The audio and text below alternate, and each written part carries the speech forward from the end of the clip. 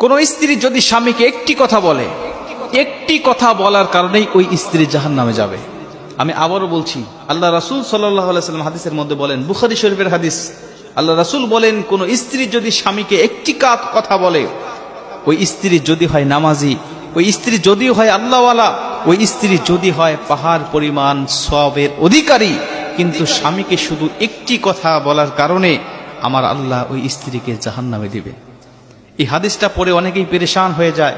এই হাদিসটা আমি যতবার পড়েছি ততবার চিন্তা করি, আমার মা, আমার বোন, আমার স্ত্রীর কথা।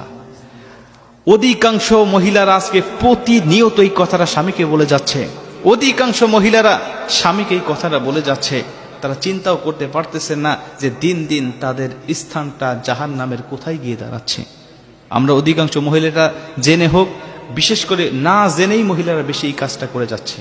এর জন্য এই বিষয়টা আমাদের জানতে হবে এবং আমাদের মা বোনদেরকে জানাতে হবে।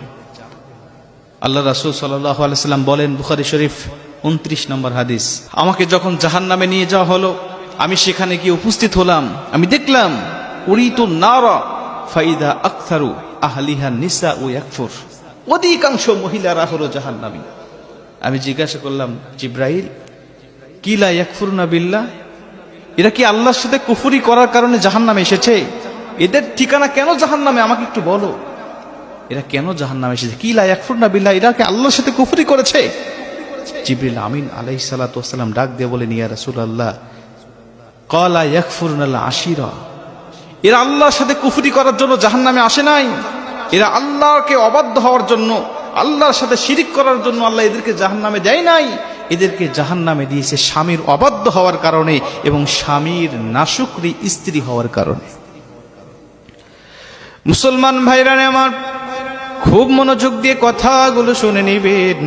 হাদিসটা যদি এখানেই শেষ হয়ে যেত আমি বলতাম না, কিন্তু পরবর্তীতে জিবরাইল আলাইহিস সালাতু ওয়াস সালাম আরো ভয়ঙ্কর তথ্য দিয়ে ডাক দিয়া বললেন, ইয়া রাসূলুল্লাহ, ইয়া হাবিবাল্লাহ, এই সমস্ত মহিলারা কেন জাহান্নামে এসেছে আমি আপনাকে জানাতে চাই।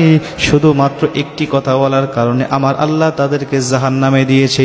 জিবরাইল আলাইহিস সালাতু ওয়াস সালাম ডাক দিয়া বললেন, ইয়া রাসূলুল্লাহ, ইয়া হাবিবাল্লাহ, এরা হলেন ক্বালা ইয়াকফুরুনাল আশিরা, এরা স্বামীর অবাধ্য হয় কেমন করে আমি আপনাকে বলতে চাই। ওয়া ইয়াকফুরুনাল ইহসান, প্রত্যেকটা স্বামী, এদের স্বামী ছিল, তাদের সাথে ইহসান করেছে, ভালোবেসেছে, প্রত্যেকটা সময় তাদের হকগুলো আদায় করেছে। কোনো কিছুর প্রয়োজন হলে স্বামীরা সেগুলো তাদেরকে দিয়েছে, বাজার করতে বললে বাজার করেছে, মার্কেট করতে বললে মার্কেট করেছে, যখন যেটার প্রয়োজন হবে স্ত্রী আবদার করার সঙ্গে সঙ্গে দিয়েছে। কিন্তু হঠাৎ